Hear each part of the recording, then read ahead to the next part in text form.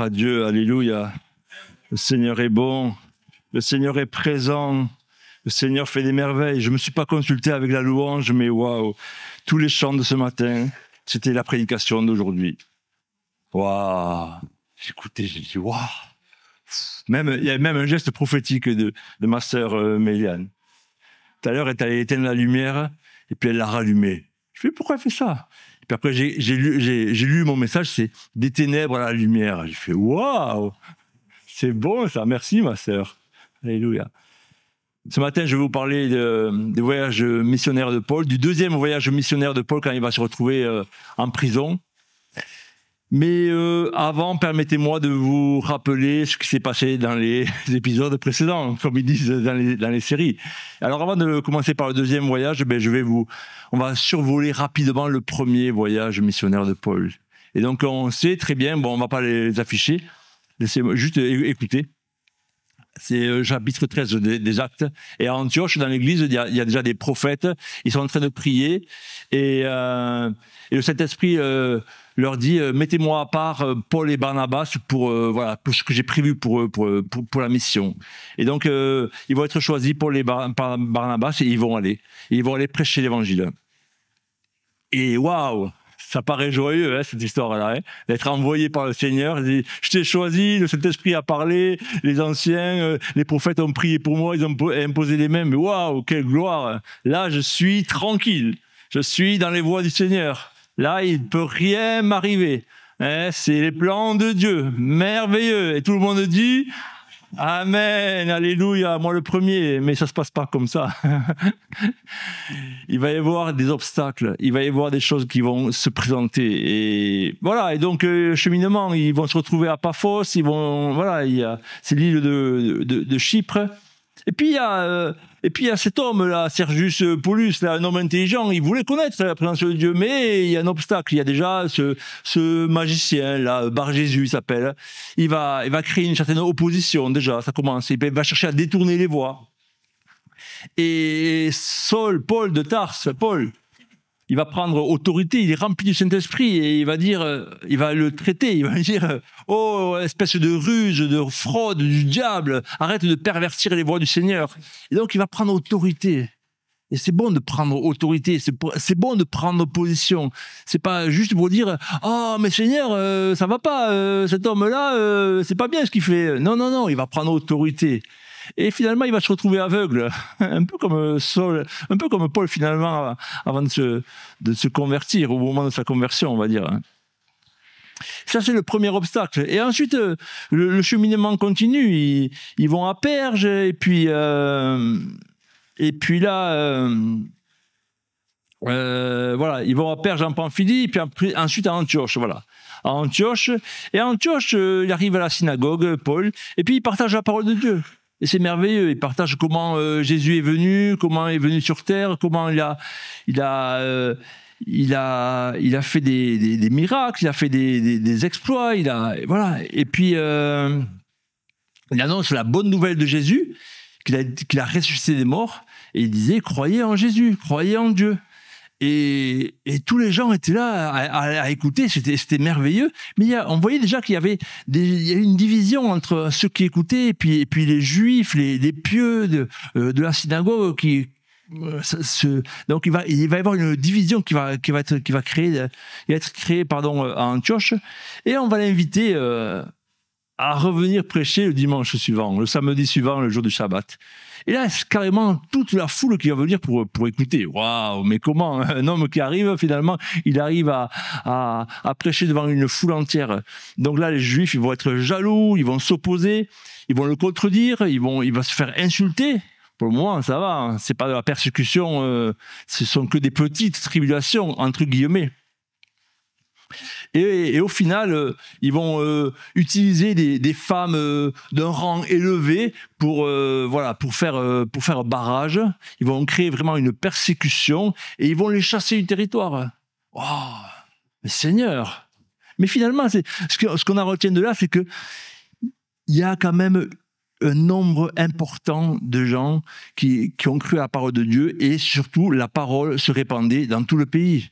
Eux, ils étaient dans la volonté. Eux, ils étaient dans dans les voies du Seigneur, malgré l'opposition. Alors on continue. L'histoire ne s'arrête pas là. On est toujours dans le premier, je ne sais pas si vous me suivez, on est toujours dans le premier voyage missionnaire. Et on arrive à Icône. Il y a donc Paul et Barnabas, ils continuent à prêcher l'évangile. Et là, on dit une grande multitude de Juifs et de Grecs vont croire à la parole de Dieu. Mais dans cet endroit-là, à Icône, peut-être qu'ils n'avaient pas décidé d'aller à Icône avant, mais à cause de la persécution de Paphos et d'Antioche, finalement, ils ont dû changer de chemin ou continuer le voyage missionnaire pour que l'évangile soit annoncé dans les autres villes. Ensuite, évidemment, la persécution va reprendre, ils vont être outragés, on va les lapider. Là, on commence à rentrer vraiment dans le... Voilà, c'est plus de la persécution morale, mais c'est de la persécution maintenant des atteintes physiques à leur propre personne. Comment moi, j'aurais réagi si, on m'avait tapé dessus? Est-ce que j'aurais continué le chemin? Est-ce que nous, on peut continuer le chemin? Après, on parlera de l'Église persécutée. Mais là, nous, est-ce qu'on peut déjà se poser la question? Est-ce que je peux continuer à prêcher l'Évangile si on me tape dessus? C'est ce qu'ils vont faire. Parce qu'ils avaient la confiance en Dieu, parce qu'ils étaient dans la volonté de Dieu. Et donc, ils arrivent à Lystre, encore une autre ville, et puis, je ne sais pas si vous vous rappelez de cette histoire, il y a un homme boiteux, un pote de naissance, il n'arrivait pas à marcher. Et Paul va prendre autorité, il va lui dire « Lève-toi, droit sur tes pieds !» Il se leva d'un bond, et il va se mettre à marcher. Waouh! Je me dis, mais... Si tu n'avais pas eu la persécution avant, peut-être que finalement cet homme n'aurait pas entendu la parole de Dieu, n'aurait pas été délivré de cette maladie, n'aurait pas été guéri.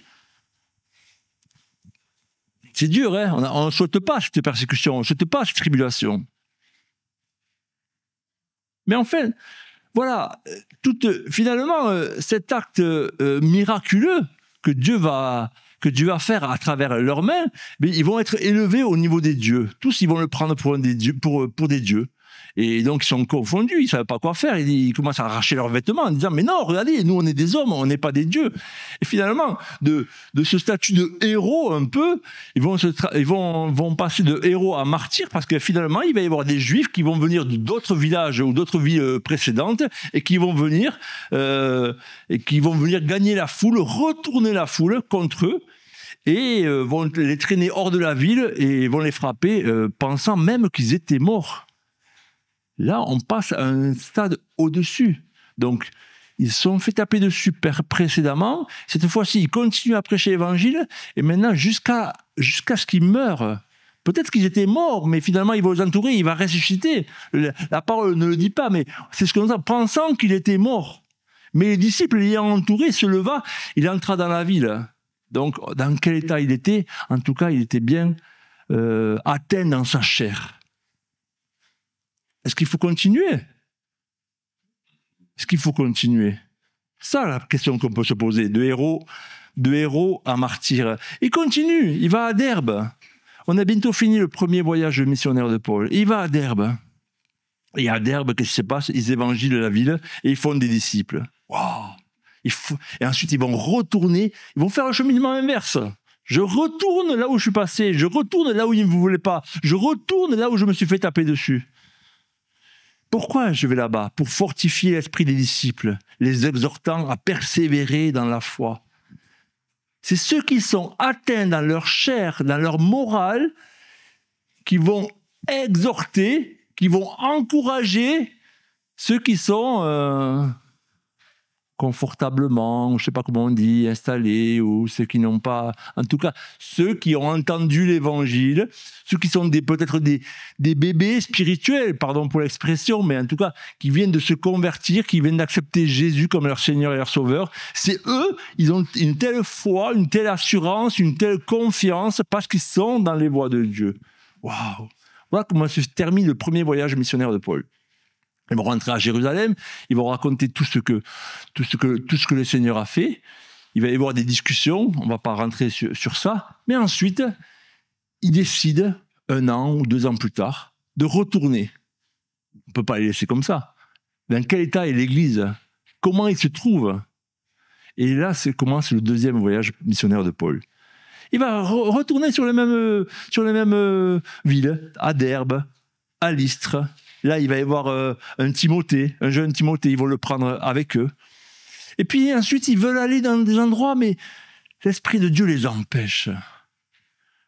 C'est bon d'être empêché par Dieu et pas par l'ennemi. Quand tu es empêché par l'ennemi, c'est que peut-être tu es sur la vérité et que là, il faut continuer. Si tu es empêché par Dieu, c'est que Dieu, il ne t'ouvre pas cette porte. Ils vont être empêchés pour entrer en Asie. Et puis finalement, ils vont avoir une parole et puis un rêve prophétique. Et Paul va avoir cette vision pendant la nuit. Il lui dit, va en Macédoine. Il y a un Macédonien qui va le visiter, qui va dire, secours-nous, secours-nous. Waouh! Une vision prophétique. Ah, il y a des Macédoniens qui ont la volonté, qui ont envie d'être secourus. Alors ils vont rentrer en Macédoine, donc ils vont faire le chemin, ils vont passer par Samothrace, et ils vont arriver à Philippe. Ils vont arriver à Philippe, il va y avoir une petite église, une église de maison, il va y avoir Lydie, autour de Lydie, et puis ils se rendent à la prière. Et puis là, il y a cette femme qui va créer une opposition. Elle va être remplie d'un esprit de Python, un esprit qui devinait. Et grâce à cet esprit de divination, finalement, elle sait ce qui va arriver. Et par ça, il y a ces maîtres elle va procurer un grand profit à ces maîtres, voilà, des biens, des ressources. Donc, et elle est gênée par Paul. Et Paul, il n'est pas, ça ne le satisfait pas. Parce que même si elle dit, il vous annonce la voie du salut, et pour autant elle avait raison, c'est la vérité, ils annoncent la voie du salut, ils annoncent la voie de Jésus. Mais est-ce que vaut mieux être que les portes soient ouvertes par l'Esprit de Dieu ou par l'Esprit du diable, je dirais? Elle n'était pas animée par l'Esprit de Dieu. Donc c'était une opposition déguisée, mais on a du mal à la voir, cette opposition. Et Paul est rempli du Saint-Esprit. Il va prendre autorité, c'est le verset 18. Il est fatigué, il va se retourner. Il va lui dire, je te l'ordonne au nom de Jésus de sortir. Et à l'heure est sorti. Et le problème, c'est que ça aurait pu s'arrêter là. Mais les maîtres, finalement, voyant que tous les biens, toutes les ressources, cette richesse qu'elle a portée grâce à cet esprit de divination, finalement, vont se mettre contre eux. Ils vont dire, ces hommes nous troublent, ils troublent la ville. Donc ils vont les saisir, ils vont les traîner sur la place publique. Et finalement, ils vont détourner la foule. Et c'est le verset 22. La foule va se soulever contre eux. Ça continue. Les prêteurs, ayant fait arracher leurs vêtements, ordonnèrent qu'on les batte de verge. L'histoire se répète. Hein. On continue les tribulations, on continue la persécution. Alors que eux, simplement, ils annoncent l'évangile. Qu'est-ce qu'on fait avec ça? Après qu'on les eut chargés de coups, ils les jetèrent en prison, sur le verset 23, en recommandant aux geôliers de les garder sûrement. Alléluia. Ils sont chargés de coups, ils sont frappés, ils sont meurtris et finissent en prison. Seigneur, pourquoi je suis en prison? Seigneur, pourquoi on me frappe? Seigneur, mais est-ce que c'était bien ta volonté de m'envoyer là? Est-ce que j'étais la bonne mission? Moi, je voulais aller en Asie au final, au départ. Le Saint-Esprit m'a empêché. Moi, je voulais aller ailleurs. Le Saint-Esprit m'a empêché. Je me retrouve en prison. Quel est ton état d'esprit quand ça tourne mal? À quoi tu penses quand ça tourne mal? Dans ces moments où, dans ta vie, il y a tout qui fonctionne. Hein. Il y a tout qui va bien et tout d'un coup, ça s'écroule. Ton mariage, ton travail, tes finances, le médecin qui apprend une mauvaise nouvelle. Tout allait bien jusqu'à maintenant et d'un coup, oh Seigneur, je te sers. Mais voilà, qu'est-ce qui se passe? Je te loue. Oh Seigneur, je suis à l'église, je lis la parole, je prie. Qu'est-ce qui se passe? Et je me retrouve là, dans cette frappé. Nous, on est en France. On a la chance, on a le privilège de ne pas être persécuté au niveau de notre, je dirais, de notre corps. Mais l'Église, oui, l'Église est persécutée en Afrique, et pas qu'en Afrique, en Asie, oui, ils sont frappés, ils sont torturés, oui, parce qu'ils croient en Jésus-Christ. Nous, c'est pas le cas chez nous. Et ça se passe mal. Qu'est-ce qui se passe? Je me retrouve. Alors le geôlier, qu'est-ce qu'il fait? Verset 24, il reçoit cet ordre. Lui, c'est un bon soldat. Je crois il travaille bien. Je crois qu'il sait très bien ce qu'il fait. Et il prend à cœur son métier. Et puis il a des autorités par-dessus. Et donc il le fait très bien. Il va les jeter dans la prison intérieure. Mais pas la prison, juste la première cellule, hein, au plus profond, là. Vous savez, la dernière cellule, le dernier cachot, là où il faut passer des portes et des portes et des murs avant de pouvoir y pénétrer, là. Comment on fait pour se sortir de là? Il n'y a aucun espoir. Là, il n'y a plus d'espoir, là. Et non seulement il n'y a plus d'espoir, mais il leur met les cèpes aux pieds. Ça y est, ils sont verrouillés. Ils sont attachés. Alors là, non seulement il y a des portes à franchir, mais en plus, eux, ils sont enchaînés. Quelle serait notre réaction? Quelle serait notre attitude de cœur? On l'a chanté tout à l'heure, j'ai noté les chants. Dieu est fidèle, il ne nous abandonne pas. Waouh! Est-ce que dans ce moment-là, je peux le chanter? Dimanche à l'église, je peux le chanter avec mes frères et sœurs. Je suis dans la joie. Oh, merci Seigneur, parce que tu es fidèle, tu ne m'abandonnes pas. Je me retrouve en prison, là, dans ce fin fond du cachot, là. Je me retrouve dans cette maladie, là. Le médecin, il m'a donné une mauvaise nouvelle. Est-ce que je continue à dire, waouh, Seigneur, tu m'abandonnes pas? C'est difficile, hein? C'est difficile, hein? J'ai perdu mon travail. Seigneur, tu m'abandonnes pas. Waouh, Seigneur, tu m'abandonnes pas. Le pasteur le dit à l'introduction, là. Comment est notre mentalité, notre mental par rapport à l'opération de ma sœur, dans quel état je me trouve. Waouh, Seigneur, tu m'abandonnes pas parce que je sais que tu es là, parce que tu es un Dieu fidèle, un Dieu bon, alléluia. Montre-moi ta voix, Seigneur, fais un miracle. Qu'est-ce qu'ils ont fait, Paul et Silas, verset 25. Au milieu de la nuit, au plus profond des ténèbres. Ça suffisait pas d'être dans le cachot le plus reculé. Là, c'est vraiment le milieu de la nuit. Tu as l'impression que les ténèbres sont encore plus grandes. Et eux, ils prient et ils chantent les louanges de Dieu.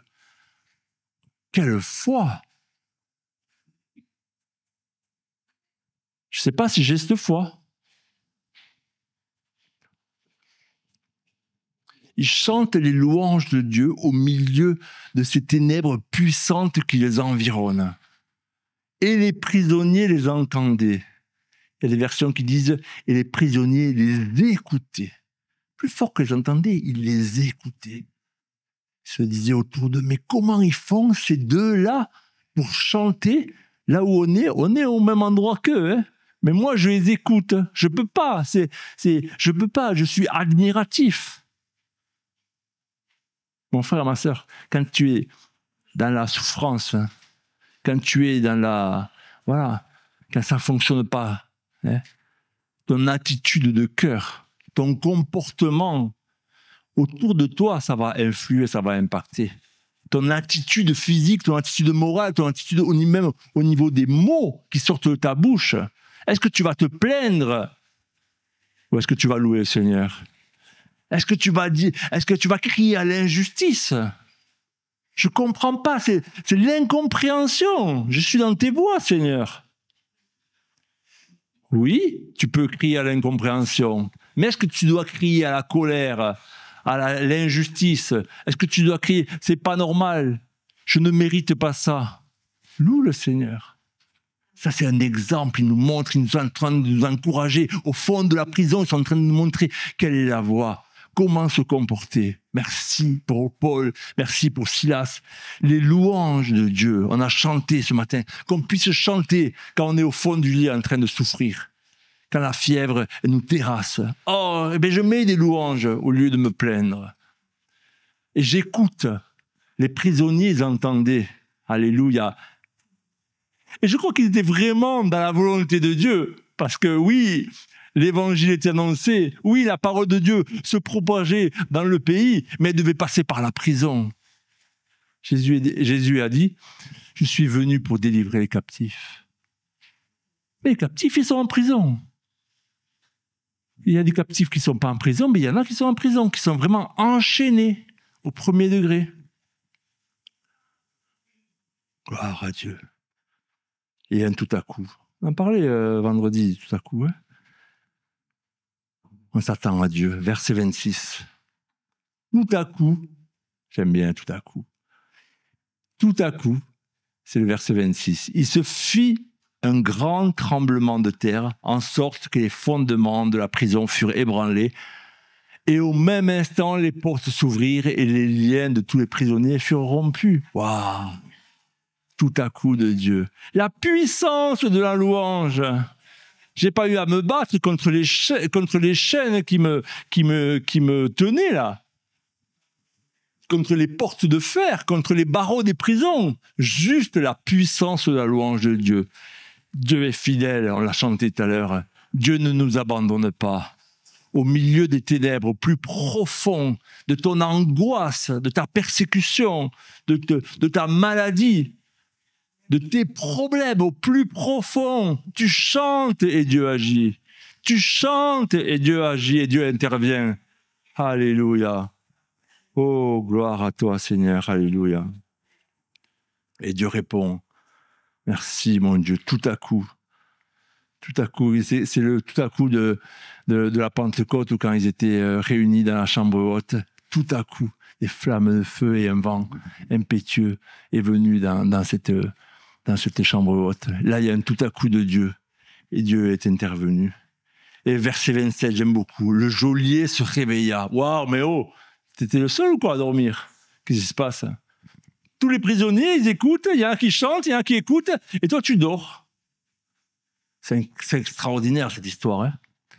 Je me mettais à sa place, je me dis, mais alors lui, il était confiant, il était serein, il avait fait son travail, il avait même très bien fait son travail, il croyait vraiment détenir dans ses mains, vraiment, il avait les clés, hein, les clés de sa vie, en tout cas les clés de sa mission. Il accomplissait très bien ce pourquoi on l'avait demandé. Mais finalement, ça ne tient à rien. Il va se réveiller, il va voir que les portes des prisons vont être ouvertes, il va tirer son épée, il allait à se tuer, pensant que les prisonniers s'étaient enfuis de la vie à la mort. Là, pour le coup, c'était lui qui était il pensait être dans la lumière et il atteint les ténèbres. Il pensait que c'était le seul qui n'était pas en prison. Mais au final, je me dis, mais au milieu de cette prison, c'était qui était emprisonné? C'était lui. Croyant pourtant avoir les clés de sortir, croyant maîtriser sa vie. Comme nous, et je me répète, je le dis tout à l'heure, on pense que notre vie, voilà, j'ai un bon travail, j'ai une maison, j'ai une famille, tout va bien. Toi, tu dis que tout va bien aujourd'hui, mais réveille-toi. Fais comme le geôlier, réveille-toi. Parce que demain, s'il y a un tout à coup de Dieu, ou demain plutôt, pas tout à coup de Dieu, attends-toi au tout à coup de Dieu, mais si demain, il y a une mauvaise nouvelle qui t'est annoncée, comment tu vas réagir? Tu vas pleurer? Oui. Tu vas être triste? Oui. Tu vas être abattu? Oui. Et après, vers quoi tu vas te tourner? Tu vas juste maudire? Ou tu vas te tourner vers le Seigneur et tu vas demander la lumière? Appelle la lumière de Dieu. Toi qui ne connais pas Jésus, appelle la lumière de Dieu. Appelle. Oh, alléluia. Appelle. C'est le verset 28. Paul va crier d'une voix forte, « Ne te fais pas de mal, nous sommes tous ici. » Vous vous rendez compte? C'est le prisonnier qui est en train d'assurer, de rassurer, de réconforter celui qui le gardait prisonnier. Moi, je suis là, tranquille, je prie, je loue le Seigneur. Dieu est intervenu, les chaînes sont tombées, pas que les miennes, hein, ceux qui écoutaient aussi. Hein. C'est pour ça que je te dis, quand tu loues le Seigneur, fais-le. Quand ton attitude, hein, même devant l'adversité, les gens qui t'écoutent, leurs chaînes aussi, elles vont tomber. Parce qu'ils vont t'écouter. Ceux qui vont rester endormis, resteront endormis. C'est pas ton affaire. Hein. C'est pas ton affaire à toi. Mais le geôlier, lui, il a voulu se réveiller. Alléluia. Parce qu'il avait des chaînes. Peut-être pas des chaînes physiques, mais il y avait des chaînes qui devaient tomber de sa vie. Oh, gloire à Dieu. Gloire à Dieu. Alléluia. Ils n'étaient pas enfuis. Paul va crier, « Nous sommes tous là, rassure-toi, n'aie pas peur, ne t'inquiète pas, nous sommes tous ici. » Oh, Tu n'as pas besoin de te tuer, tu n'as pas besoin de commettre l'irréparable. Nous sommes là, nous sommes venus t'apporter la lumière, toi qui étais au fond des ténèbres, au fond du cachot. Alors le geôlier, ayant demandé la lumière, entra précipitamment. Il a demandé la lumière et se jeta tout tremblant aux pieds de Paul et de Silas. C'est lui qui va demander la lumière. C'est lui qui va demander Jésus. Là, il demande la lumière physique, mais c'est une lumière spirituelle. C'est son âme qui a besoin d'être sauvée, d'être réconfortée. Alléluia. Oh, gloire à Dieu, gloire à Dieu. Il les fit sortir. Il les fit sortir et dit, « Seigneur, que faut-il que je fasse pour être sauvé ?» Peut-être c'est la question que tu te poses aujourd'hui. Comme je disais, ça va mal dans ta vie, mais tu veux t'en sortir. Je ne sais pas si c'est la maladie, je ne sais pas si c'est l'oppression, la dépression, je ne sais pas, qu'est-ce qui ne marche plus? Que faut-il que je fasse pour être sauvé? Demande la lumière, appelle Jésus. La réponse, elle est claire, elle est dans la Bible. C'est le verset suivant. Crois au Seigneur Jésus et tu seras sauvé, toi et ta famille. Crois au Seigneur Jésus et tu seras sauvé, toi et ta famille. Est-ce que tu veux croire au Seigneur Jésus? Il peut te sortir de tes ténèbres dans lesquelles tu es plongé. Tu n'as pas les clés de ta prison. Tu penses détenir toute ta vie, mais finalement, en un rien de temps, il y a tout qui peut basculer. Les fondements, tout peut trembler, tout peut être ébranlé. Tout ce que tu as construit, tout ce par quoi c'est quoi le mot? Tu t'es bâti. Tu as bâti ta vie et finalement, elle tient à rien. Crois au Seigneur Jésus et tu seras sauvé. Au nom de Jésus, amen. Amen. Gloire à Dieu. Merci Seigneur. Je te bénis, mon Dieu, pour ce que tu fais, Seigneur. Je te bénis parce que tu es un Dieu merveilleux. Alléluia. Gloire à Dieu. Amen.